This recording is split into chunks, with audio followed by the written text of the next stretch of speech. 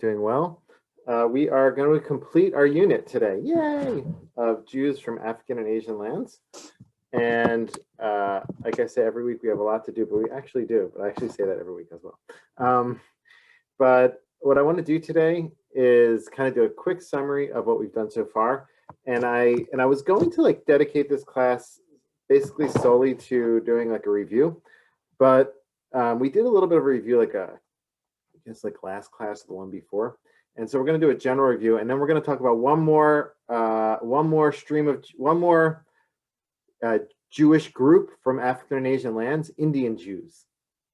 So people don't know a lot about them, and I didn't know a lot about them really. Like I know the least about them in relation to all the other three groups.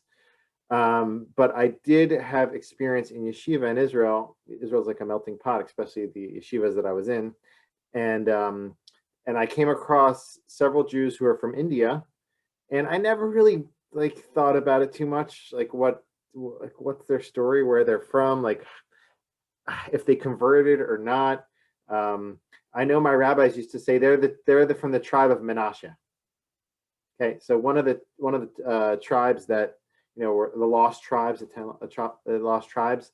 So they used to say they're from the tribe of Menashe. I was like, okay, my rabbi said so. I was like a young yeshiva bacher, but the question is like, where there are many Jews. There are many Jews who migrated from India to Israel, and what's their status? Like, where are they from? How long ago did they arrive in India? And how are their traditions different than like normative Judaism today, if they are? So that's kind of be an interesting topic to discuss, and we'll do that after we do our quick review of our unit.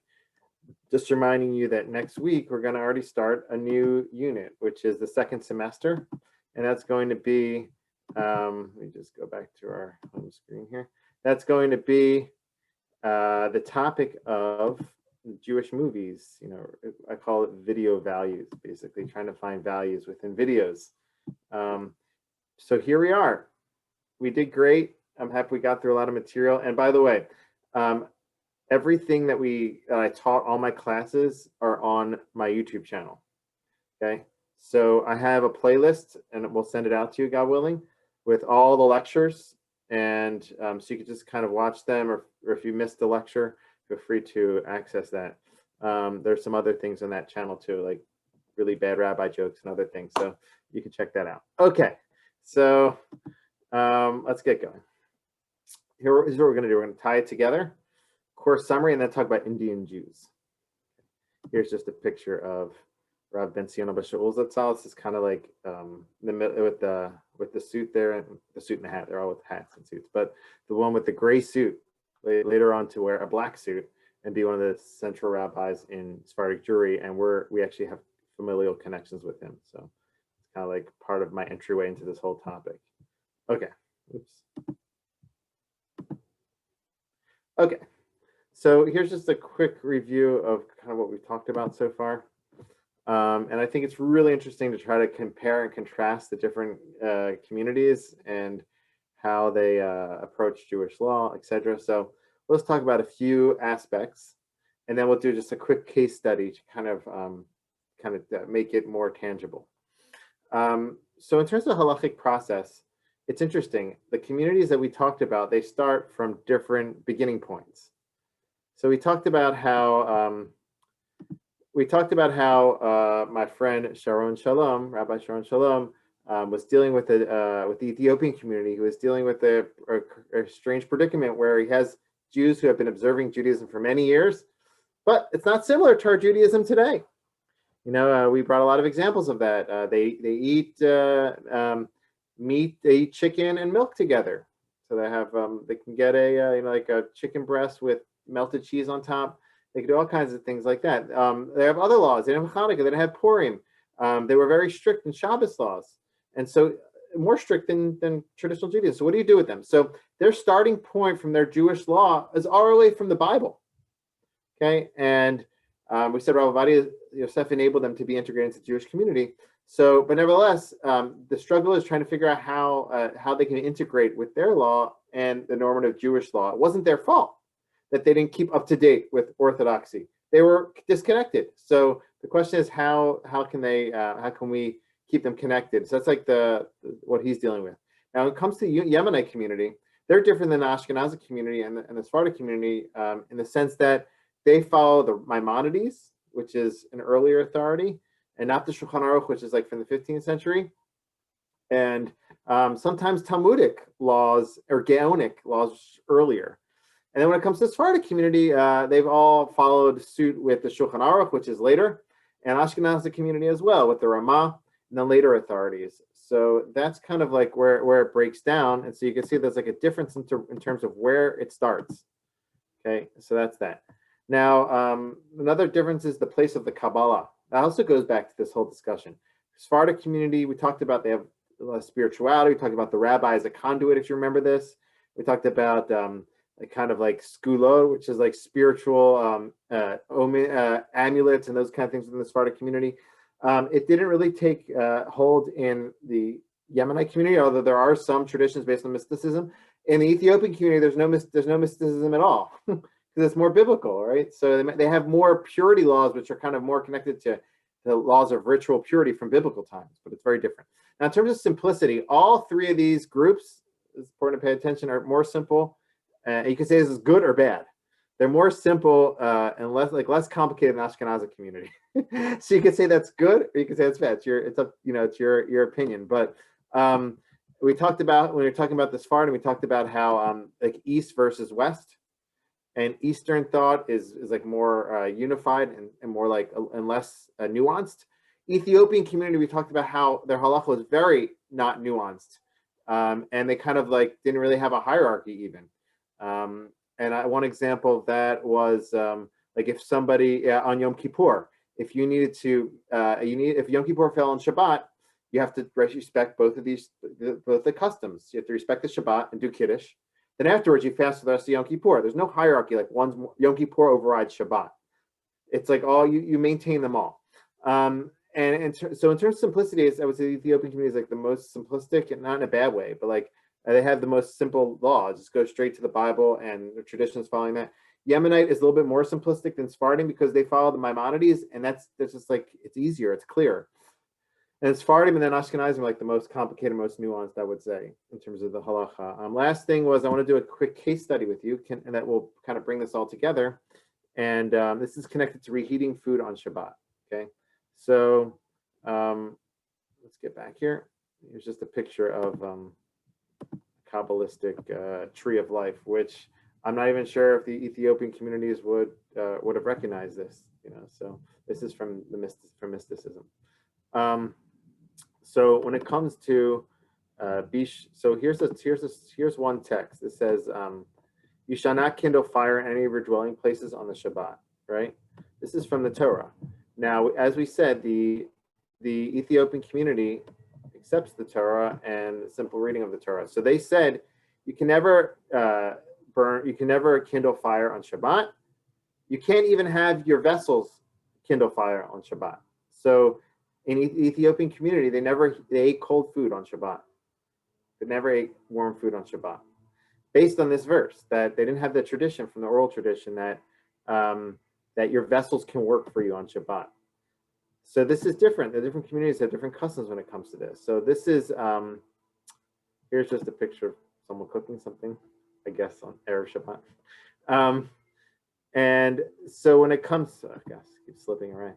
When it comes to the laws connected to warming food on Shabbat, there's this concept that you can't, there's a question, what can you reheat that was already cooked before Shabbat? If you reheat something, is it considered cooking in the first place again or not? So there's a debate when it comes to this. The Talmud discusses this, and the authorities do as well. Here's a little bit of a summary. Okay, and this is just, I'm going to show you how each community explains this differently. So it says the Rishonim debate if you can't no cooking after cooking applies only to solids or even to liquids. So the Rambam, Rashba, and Ran adopt the lenient position that there's no cooking after cooking, even when it comes to liquids. So already, if the Yemenite community follows Rambam, so they could not just heat up solid foods on Shabbat. Everyone aside from the Ethiopians eats hot food on Shabbat. Question is, what can you reheat? So according to the Maimonides, you can reheat not only liquids, not only solids, but also liquids. And the Yemenite community follows Rambam. So they can take out a cold soup from the fridge, put it on the hot plate, and warm it up because it was already warmed up beforehand. But there's other Rishonim that disagree. On the other hand, Rashi, Rabbeinu Yonah, the Rosh, the Tur are more stringent. They say there's no cooking after cooking. That only applies to solids. When it comes to liquids, if you reheat a liquid, it's like you're cooking it anew. So that's a debate between the earlier authorities, and the Sephardim follow those other authorities because they're not tied down only to Maimonides. So therefore, that kind of explains how they got to their law. And the Ashkenazim have a different approach. They say that they're even more lenient than the Sephardim here. They say that liquids, if it didn't cool down altogether, then you can reheat it. But if it's all the way cold, it's like cooking on Shabbat. So I just want to show you that in a chart format. And you could just see how here's a difference of law when it comes to different communities. The Ethiopian community say, let me just close the door here.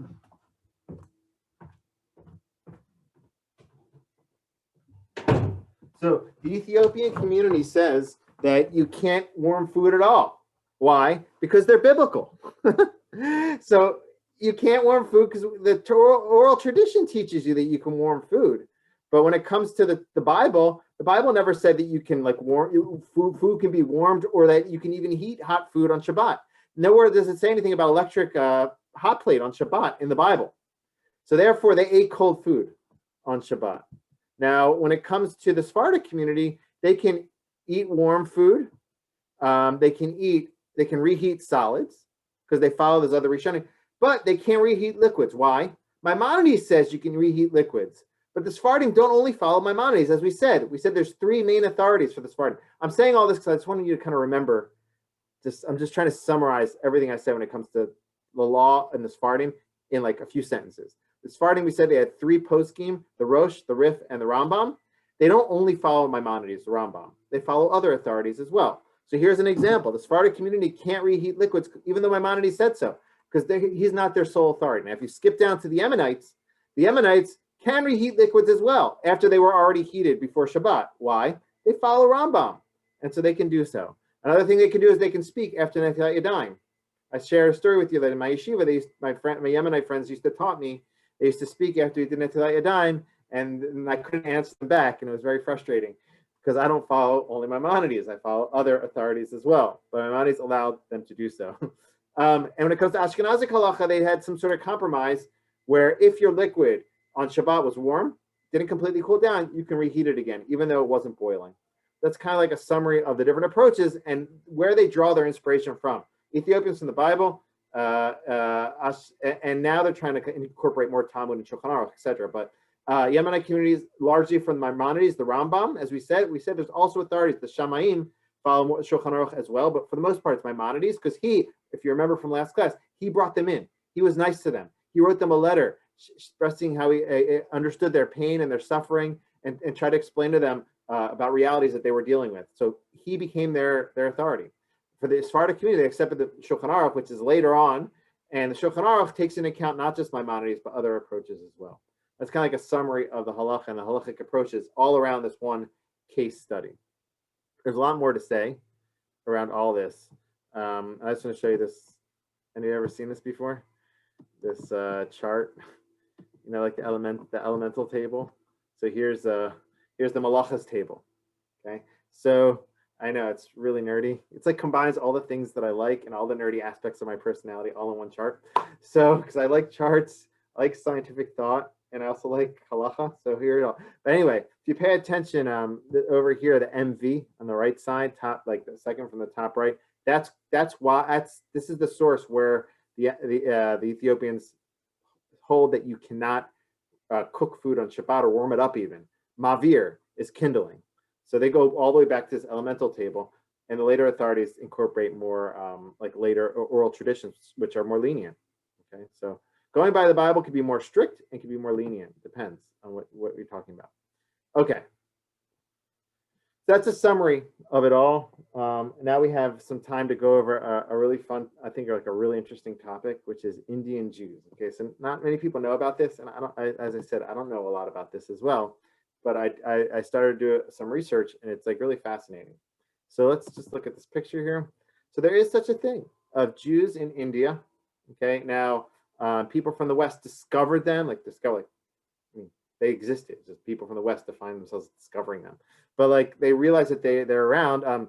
But there are certain communities that were known about for many years, like the Cochin community. I think that's how you pronounce the name. They were known for thousands of years.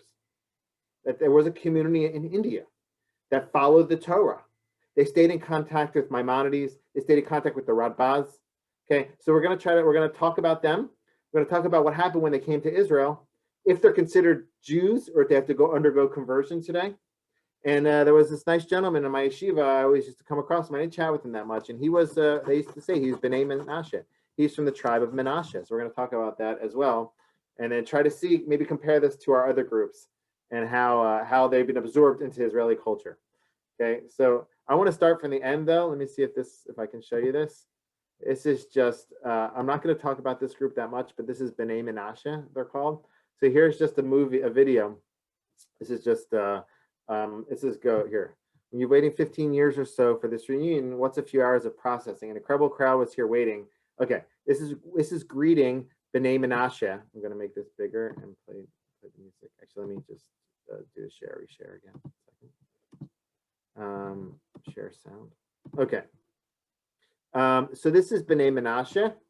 This is a group. This is Ethiopians coming to Israel along with migrants from India who define themselves as Bnei Menashe, the children of the tribe of Menashe.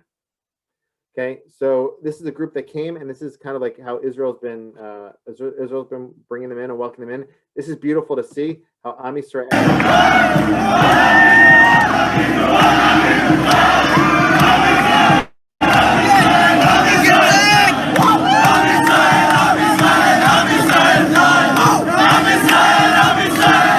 Here in the background, these like yeshiva buffers, you know, and there's also like a lot, probably family members or people from the Indian community. All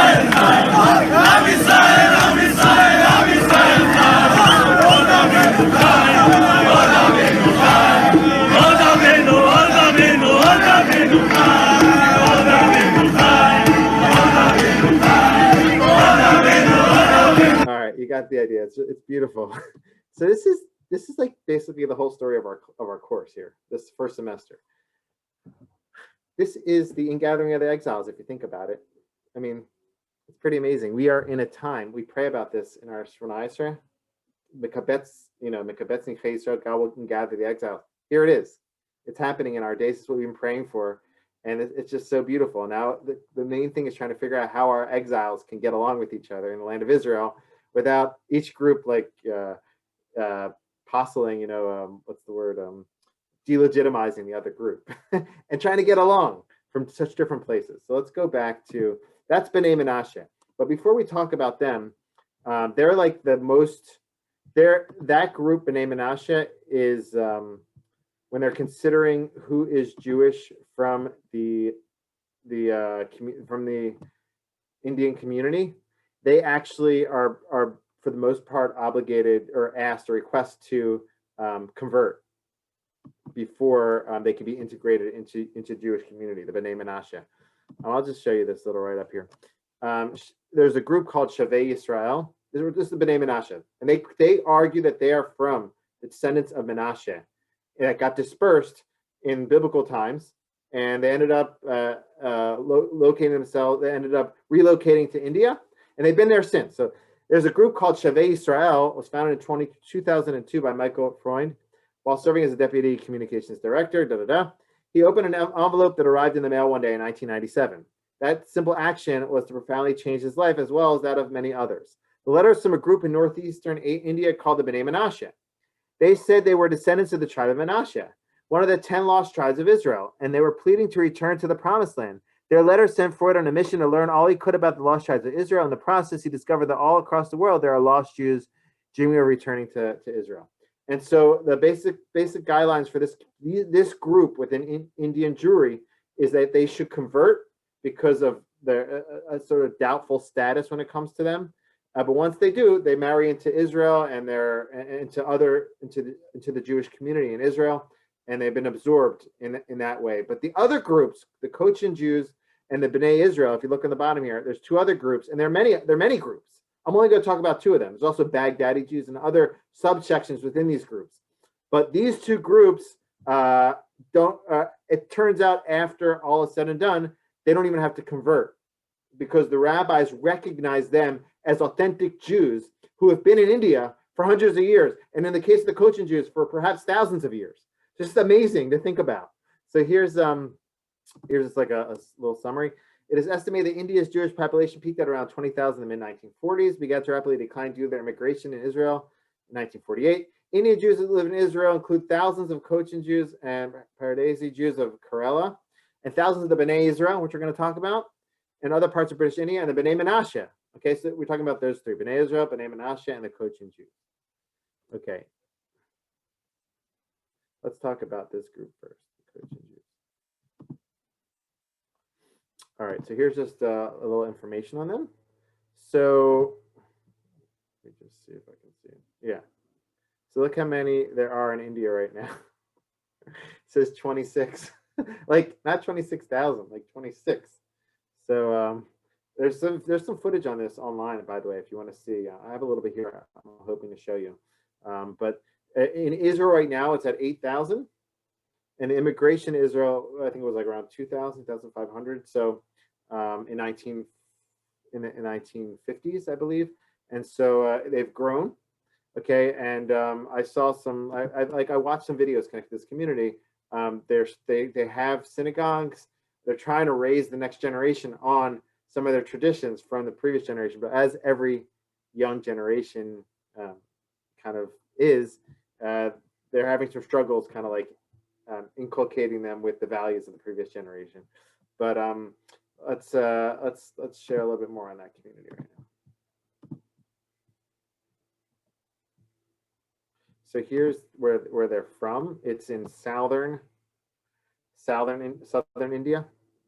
Okay, the other group, the Bnei Israel, are from like the north. So what's important to know about this group is that they were influenced by many communities over time, and they had access and connection to the outside Jewish world because they were near a seaport. And so they had, they had open lines of communication to other communities. So that enabled them to kind of retain their mainstream Jewish status. This group, like I was reading, like in halachic works and whatnot, when connected to this group, which I don't know too much about this until I did this research. Here's another picture, like of the area there. They're like assumed, like among the halachic authorities, like they're Jewish. We don't doubt their Yiddishkeit, their Jewish status, is because they stayed in connection, as opposed to the Ethiopians that had no connection. Those the Ethiopian communities that didn't have a connection to the outside world, they stayed connected. So let's talk a little bit about their origins. Like, how did they get to India? Okay. So varied traditions about the origin of the Cochin Jews appear in travel. Again, I took this material from like different sites. Wikipedia is one, but like I went to a few different websites and also some write-ups on this. So I just kind of put it all together. So I don't have like the exact sourcing of where I took each thing. Varied traditions about the origin of the Cochin Jews appear in travelers' accounts in Hebrew Chronicles from Malabar. Some written as early as the 17th century. Some records say that the first Jews sailed to the South India on the ships of King Solomon. Yeah, that's a good time ago. Now, this is their internal narrative. Like, I watched some videos and I also read a little bit up on this. Like, those Cochin Jews, they believe that they're from the time of Solomon. Okay. Others say they came during the Babylonian exile. That's also a long time ago. Others referred to a 4th century migration from however you pronounce the name of that place. Okay. Here's just a write-up. I just found this interesting. It's from Hebrew, but there's a little bit more information here. I didn't get a chance to translate it, but so PC Purei Ha'amak Mikomi is the first bullet point. Hayudim Shigiu Bisfina. So there was Jews who came on boats from the time of Solomon. They were merchants. King Solomon sent them to bring objects to the temple. And they ended up staying there. So there's some academics who hold that this is the place called Ophir in the Bible. There that the boats of King Solomon arrived. So I'm just reading this, like summarizing that for you a little bit. But there are different accounts as to the origins and how they arrived there. But in terms of like artifacts, and here's an artifact that shows that they were in the area very early. This is a Jewish copper plate, okay, and it's dated at least from, like, one account says from like the 4th century CE. Others date this all the way to like the beginning of 11th century CE. But that's early. That's a long time to be in that area. It's a copper plate that was that notes that this important individual, Joseph Rabban, he was a merchant and he had certain status and important, and this is like listing some of his rights and like the power that was given to him by the governmental bodies. So this just shows that already in, like, according to all accounts, from 1000 CE and on, Jews were in that area there. So here's another, as early as the 12th century, there's mention is made of the Jews in southern India, right? So here's an account. It's a Jewish traveler, Benjamin of Tudela. It says, throughout the island, including all the towns thereof, lived several thousand Israelites. Okay, so he was passing through. The inhabitants are all black, and the Jews also. The latter are good and benevolent. They know the laws of Moses and the prophets, and to a small extent the Talmud and Halacha. Okay, at that time. Later on, people kept influencing them, and they stayed connected to the mainstream Orthodoxy. I'll just show you a little bit more. This is an account of somebody traveling in the 16th century. Okay, so I'm going to skip down to this part here, like the middle of the paragraph. I then turned away from her and went into the city of Cochin, wherein I found that my soul desired, insofar that a community of Spaniards is to be found there who are derived of Jewish lineage, along with other congregations of proselytes. They had been converted many years ago. This is his opinion of the natives of Cochin, Germany. They are adept in their knowledge of Jewish laws and customs, acknowledging the injunctions of the divine law, making use of its means of punishment. I dwelt there 3 months among the holy congregations. Okay, so this is from the 16th century. Okay, so again, testament to the fact that they were there. Let me see if I want to show you this other one. Here's just one more thing. Why did they come to Israel? Okay, so aside from the fact that Jews want to be in Israel, but there was also the concern that in their time, here it is, with the heightened emphasis in the partition of India into a secular Republic of India and a semi-theocratic Pakistan, most of the Jews emigrated from India, and a lot of them went to Israel. So they wanted to go to the land of Israel, but in addition, they were afraid that now that they received independence in the area, they were afraid that they would be their status would be lowered, or perhaps they'd be endangered. Okay, so here's a little bit just of this. There's a very interesting story connected to a synagogue. Pay attention, it's a good story. Here's a synagogue from the Cochin community. It's called the Kadavam Bagim. I feel really bad. I'm just like, I don't know how to read that name exactly, but it's a synagogue, and this whole synagogue was in danger of being demolished. Okay, so what did Israel do? They had an important funder, someone who donated money, and they were able to transport the whole synagogue to Israel through the Israel Museum. And there was a whole process of upkeeping it and like refurbishing it so it would look like it did in days of old. So I just want to share that with you for a moment. Just show you, this is a video I found, which is like really fascinating. Actually, let me just change the settings here. One moment. צלצלו כאן, והן ניהלו חיים יהודיים תוססים במשך דורות. עיסוקים האחרונות שימש כמחסן חבלים. Okay, so you're saying this was the synagogue, and for a while it was just all these synagogues now are empty in these communities. They all migrated. So this synagogue is being used to store rope and like material. בתי הכנסת עמד גם הוא בסכנת הכחדה. מוזיאון ישראל So here's what it looked like on the inside, and סיוע תרומה נדיבה took on the project. דלה ופרד וורמס הצליח ברגע האחרון לרוכשו ולהביאו אל בן כתליו. So I just want to show you, look, it took them, I heard they say 10,000 hours to refurbish the synagogue, and they had to scrape off layers upon layers of paint in order to bring it back to its original, yeah, I see, you can unmute yourself, Anne, if you want to, I see you raising your hand. I only see like a small part of whoever's there. So if you have a question, please feel free to put in the chat section, or yeah, put in the chat section. But Anne, do you want to ask your question? I think you can unmute yourself. If not, please enter into the chat section. Okay. I just want to show you one more thing here. So here's the project that they took on. כך צורת הפרסה של This is what it התיבה looks like on the התחתונה, inside.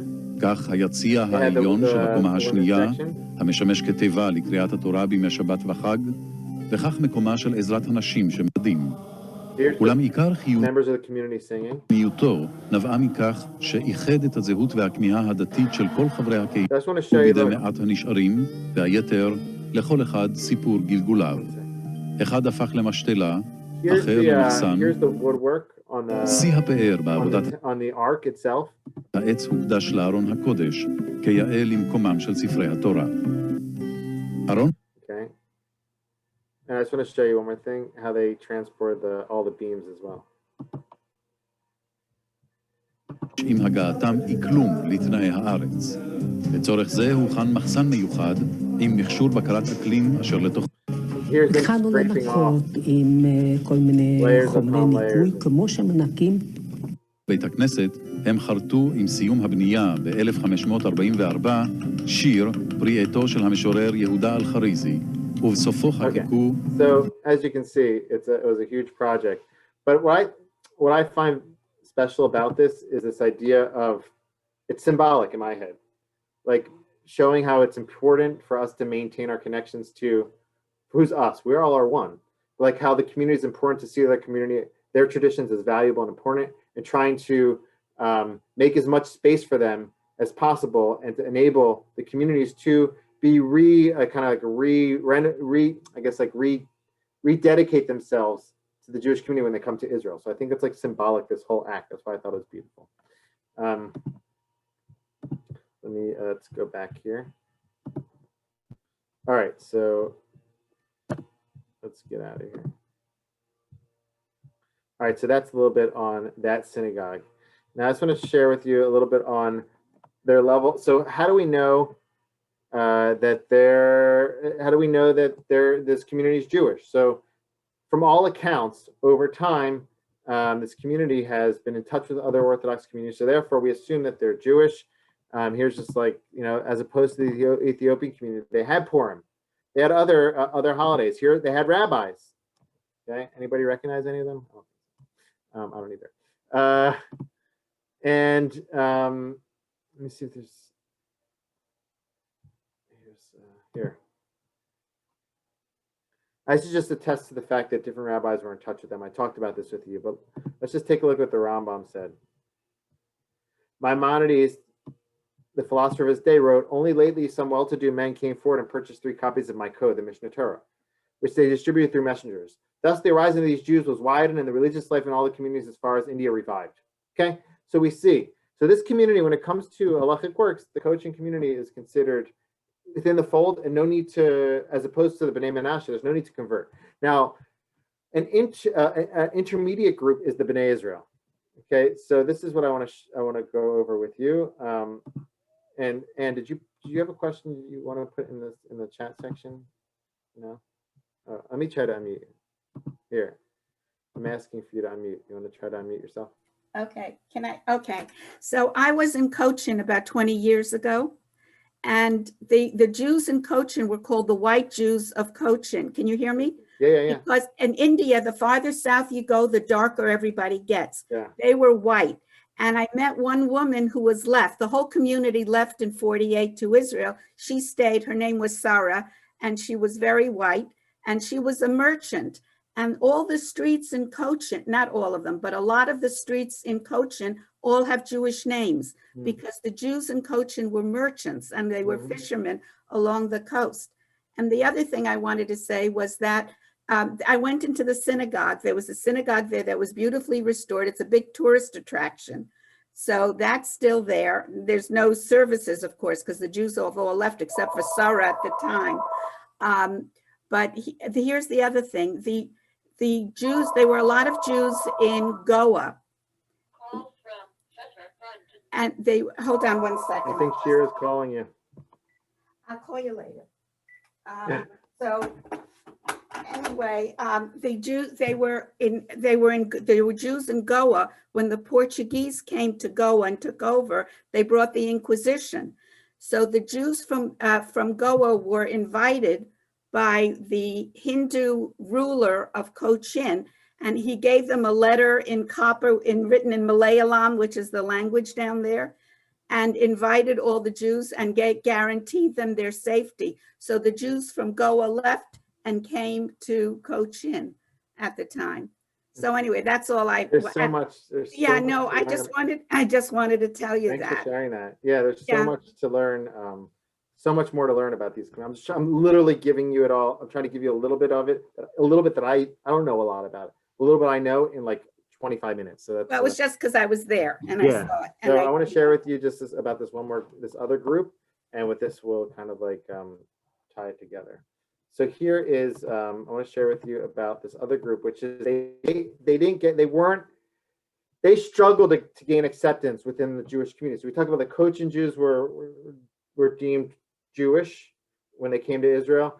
Bnei Menashe, which they're asked to convert, from what I saw. And then we have this group called the Bnei Israel. Okay, not connected to the Bnei Israel community in downtown Maryland. It's very different actually, but no, we're all Jews. So here is the Bnei Israel.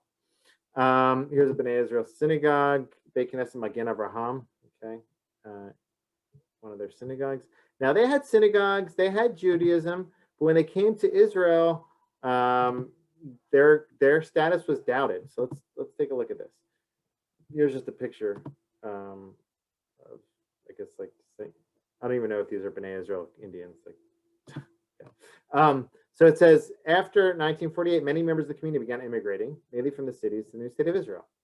Okay, so when members of the community first arrived in Israel, second bullet point, very little was known about the history. So they weren't as known as the Cochin Jews, right? Because the Cochin Jews, we said, Maimonides was in touch with them, and etc. They were in touch with other communities, but they didn't. Not a lot was known about them. So so although the years that followed their immigration were therefore made unnecessarily difficult, the community situation has greatly improved. Okay, between 1948 and 1952, some 2,300 Bnei Israel made Aliyah to Israel, the new historic homeland from India. Several rabbis refused to marry Bnei Israel to other Jews, okay, on grounds that they were not legitimate Jews. Now, this didn't only start from them. This is this isn't just rabbis and local communities. The chief rabbi of Israel at the time in 1962, he originally ruled that the rabbi should investigate the lineage of the Indian applicant for possible non-Jewish descent. In case of doubt, they should require the applicant to perform conversion.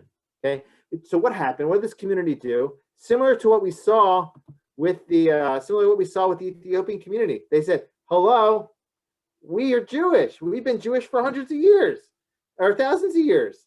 You're doubting our Yiddishkeit?" And so they were extremely upset. So what did they do? They protested.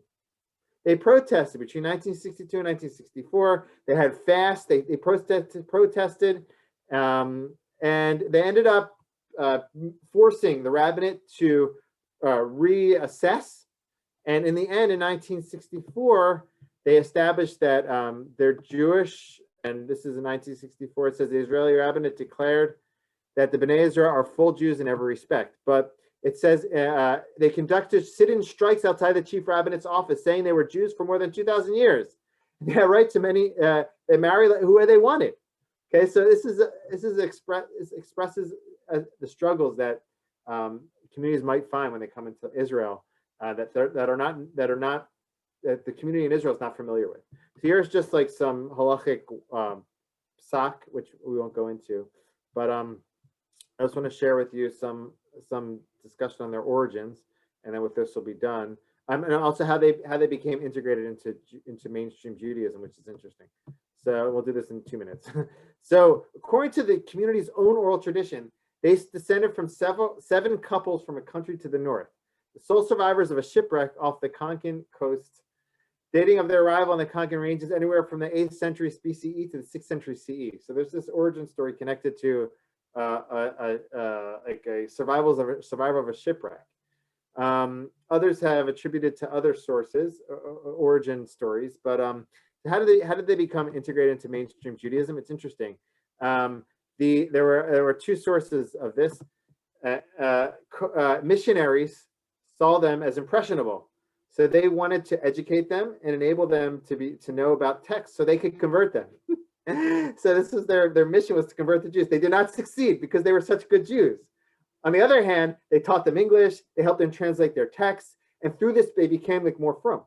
They became more exposed to mainstream Jewish texts, and this is how they forged more connected. At the same time, like in the 1800s, in the 1900s, Cochin rabbinic figures came and educated them as well. So when they came to Israel, they had education, they had Jewish identity, and they felt upset that their Judaism was being doubted, and they fought and they won, and they were recognized, and now they're accepted. Rav Ovadia Yosef Paskin that we accept these Jews as full Jews, and so we have the two communities, and we have Bnei Menashe that with that video in the very beginning, that they're asked to, according to what I saw, they're asked to convert out of like just to strengthen their status. But that's a little bit on the Indian community. There's a lot more to say about it, and there's a lot more to say about all these communities. I just wanted to, in this whole course, kind of expose ourselves to different communities, Jewish communities throughout the world, especially during this time when we're all kind of in our homes. It's kind of fun to travel the world. So you're traveling the world with Merikaz, kind of like going on tours. I wanted to take you on a Jewish tour inside Jewish communities, and I hope that you're able to kind of be exposed to different flavors of Judaism. And hopefully this just be like an introduction and a springboard to more research and investigating these beautiful cultures. Thanks for joining me on this tour.